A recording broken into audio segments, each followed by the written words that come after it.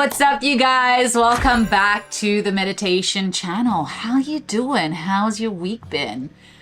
Oh my goodness. So I promised myself that I would try to make weekly videos, and essentially what I've come up with is lesson of the week. I feel like every week I learn something. I try to grow. I try to expand my spiritual awareness, my emotional awareness, and I wanted to continue to connect with you guys since I've got my new camera and my new backdrop, which I'm not happy with. It's a work in progress. I wish I had somebody who was good with design and just fix that, but I'm coming up with new ideas. It's all good. So I wanted to take a moment, guys, to talk about the lesson of the week. And this has been a very cool aha moment for me. And essentially, one of the things that I had an aha moment was when I was listening to a YouTube video. Oftentimes when I'm seeking an answer for something, I'm seeking some guidance or some understanding, the teacher always appears, right? The lesson always shows up.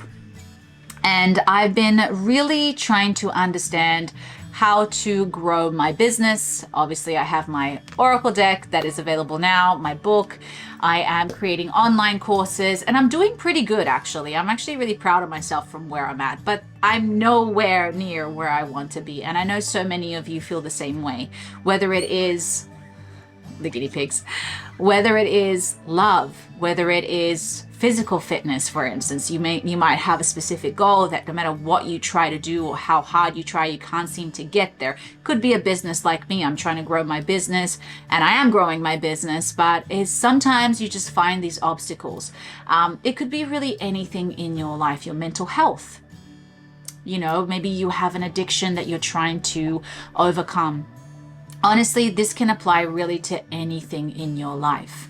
And I haven't given it a name. I guess it's a form of quantum leaping. But essentially, what this lesson came to the conclusion of is that oftentimes when we are trying to upgrade, overcome, fix, repair, we're often going into the problem. We're looking at it very much so from the place of the damaged self, the self that is in lack, the self that is not in love, the self that is unhealthy, the self that is in the addiction. And we often forget that we're multidimensional beings, realistically, obviously. No, but what I mean by that is that I really believe that, you know, our soul is not here. I feel like this is like a video game, and our soul is playing the game somewhere else. And our soul has all the answers, has all the information. It's tuned in, tapped into the greater universe, the Akashic records, all of the things that we don't easily get access to. Some of us do. But our higher mind essentially has the answers, knows exactly what to do. And if we're thinking about quantum leaping, we constantly have multiple timelines that we can essentially activate and go into. So there is a version of me that is extremely successful in my business, and there's a version of me that failed, and anything in between, of course. And there are multiple realities happening at the same time. Okay, I'm getting very deep here and I'm getting very complicated, but for those of you who are in the spiritual world, for those of you who study all this stuff, you really understand what I'm talking about. So essentially, the idea behind this is that oftentimes when we are trying to upgrade a situation in our life, again, we're doing it from the place of the broken self, the self that isn't there yet. And so I heard this woman, which I can't remember her name. I might put a little like image here so that you can see who she is. Follow her because she's awesome. I love her. She was actually a student of Bob Proctor, who unfortunately passed away, but he was all about the manifesting and the law of attraction. So she talked about essentially with her business specifically, she stopped trying to resolve problems from that place, and she started resolving that problem, essentially quantum leaping to the version of her that has $100 million business. So for instance, you want to heal your health, and we're looking at it from the place of, well, I'm overweight, I'm unhealthy. What do I do? Of course, you don't really have the answers. However, if you could tune into the version of you that is absolutely healthy, ripped, that has all the knowledge and the information, they would approach the situation very differently. The way that they would overcome the problems, approach their day, think about themselves, all of it. And this comes to anything, the version of you that wants to have a relationship to the version of you that isn't in a relationship. The version of you that is already in a relationship, who has already manifested love, that knows what that feeling is like and has already experienced that, has a very different approach and thought and feeling and processing of this world than the version of you that has wants desperately to be in love and wants desperately to be loved but hasn't ever experienced it. So the idea behind this essentially is really to start shifting your point of view and shifting your approach and shifting your reality from that place. So Jacqueline, who has a very successful business, how would she approach this situation? Would she pay for advertising? Of course she would. Would she hire somebody to work for her? Of course you would. Now, I don't have maybe right now the resources, and maybe neither do you, but that should not stop you from taking the steps and doing things that get you towards those things that you know that the million dollar version of yourself, the healthy, happy version of yourself, the sober version of yourself would do. Sobriety is a very easy one for me to put to example because I've gone through the journey of sobriety. And for instance, the version of me that was an addict to the version of me that is sober makes completely different choices. You know, I mean, one of the things, for instance, is that sober me would never, ever, ever hang out with people who use. It's just, number one, you don't vibe because they're on a whole other planet and you don't want to be there. You don't want to go there. On top of that, if you've ever been sober around drunk people or high people, you're like on two different worlds, right? So again, the version of me that was an addict would have gone and sought people that were using to basically fit in, to basically have that vibe and that energy. So there is, of course, a transition phase. There is a shift. But the minute I started thinking from that perspective of being sober, and I've done this before, I made very different decisions. I thought differently. And every time I was tempted to use, I reminded myself that I'm a sober person. I don't like this. This is not for me. That's disgusting. Literally, that's what I did. I tricked my mind into believing that the drug was my enemy and it was awful and it was disgusting. Whatever you have to do to help you be repelled by it. And we can use this again for anything. You know, the version of you that wants to lose weight and be fit, of course, it's not going to go for the donut. It's going to go for the salad with the right amount of protein. And the version of you that is healthy is going to be educated about food. So one of the things that you can do, you might not have the resources, but you do have the internet. So you would start learning about food and nutrition and spending a few hours throughout the day. And again, instead of sitting on the couch and eating chips and watching Netflix, your time would be invested into your health. So again, this is a very, very simple concept, but sometimes the most simple concepts, the simple ways of thinking are the most powerful and transformational. And so I wanted to share this with you because I wanted to remind you that right here, right now, you have the power to shift your reality. And I know there's somebody out there who needed to hear this. I know there's somebody out there who's like, all right, I can't make excuses anymore. We oftentimes know exactly what we need to do. It's just hard to do it. We don't want to do it. It's hard. But my favorite saying of all time, being overweight and unhealthy is hard. Being fit and healthy is hard. Choose your hard. Being addicted is hard. Being sober is hard. Choose your hard. Being poor, it's hard. Being wealthy is hard. Choose your hard. And even being in love, you know, having a relationship and growing a relationship and getting to know, it's work. You know, like your damaged self going into a loving relationship, she's going to do some work, or he.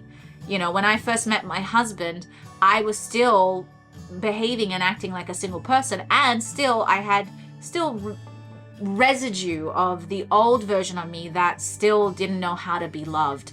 And I had to work to get to the version of me. And still today, we're always working on a relationship because people change over time. We evolve. Nothing stays the same. So no matter what it is, it's hard, but choose your hard. And so today, I invite you to choose your heart, and I invite you to choose something that at least you know is leading you towards your goal, leading you towards your vision, leading you towards your success, whatever it is. And reminding yourself that all you have to do is start shifting your mentality to think to the version of you that has the answers, that knows what to do. And even if you feel like you're making it up, at least you're making a different choice to the version of you now where they're stuck, where they're not in love, where they're in poverty, where they have nothing. Hopefully you have something there. Of course, we always want to come from a place of gratitude, but you know what I'm saying here, right? So whenever I feel a little bit discouraged and lost, I kind of begin to think that way. I start shifting into, okay, so what would the version of Jacqueline who's very successful do? How would she feel about this situation? If I already had that security and that money and that wealth, what decisions would I be making for my business? Not from a place of lack. And then, of course, the reality hits where we don't have all those things. But that doesn't mean that still can't change, because remember, we're talking about the law of attraction here, right? So what's inside has to upgrade and shift, and then the outside will catch up. So when you start behaving and thinking from that frequency, everything else eventually will start matching it. Things will start changing on the outside that will essentially validate you being on the right track. But be patient, because remember, we cannot manifest things within 5 seconds. It doesn't work like that, because if it did, we'd all be dead. There's somebody out there who probably thought, I wish the world exploded. And thank God we don't have that, because of course, if that would be the reality of it, we would not be here. So there is a process. There is a commitment. I love the word commitment when it comes to manifesting, because I often tell people it's like when you want to manifest, it's like getting married. It's a lifelong commitment to this process, and it's fixing and repairing and adjusting and healing and forgiving and loving and all of the things that you have to do in a marriage to get to the goal that you want to do. And it's a commitment. It's a daily thing. It's an every day, every minute, every second thing. And so today I invite you to make that shift. Today I invite you and I encourage you to start thinking a little bit outside of the box, and not as your broken self, not as your wounded self, not as your poor self, not as your addicted self, but as your sober self, as your healthy self, as your wealthy self, and begin to see how your mind looks at the world differently. Now, remember that whenever there's any change, our ego gets involved. So there's a change is like, well, I'm a multi-millionaire, and your ego comes in and goes, yeah, dream on. Let it do that. Let it be that. Let it. Let them. Like Mel Robbins would say. But she had a point there. Let them. Let it do that. Everybody at some point where no one had nothing. Everyone. The difference between the person who succeeds and the person who fails is that the person who succeeds actually tries and are willing to fail along the way. But if you never try, you're guaranteed to fail. It is 100% guaranteed. And oftentimes the people that fail are the ones who dream to be rescued, who dream that some kind of miracle happens on the outside and that the universe just sends them the answer. You're going to be in that space for a very long time before you start seeing any changes. Play the game of the universe. Play the game of your mind. What have you got to lose at this point? It's my favorite one. Oftentimes, if you're depressed and you're sad and you're upset, what have you got to lose? It's not going to get any worse. Might as well try to make it better. And oftentimes we don't do it because we're afraid of it being disappointed or looking delusional or crazy. But if you look at anybody who's been successful, they'll tell you, it's like, I was willing to look crazy and delusional as long as it made me happy and it made me feel like I had some kind of a drive, or I was doing something, I was going somewhere. It gave him something to live for, to fight for. It gave him a goal, a game, something outside of this realm, this whatever it is. Trying to think if there's anything else that I need to say about that. I don't know. I don't think so.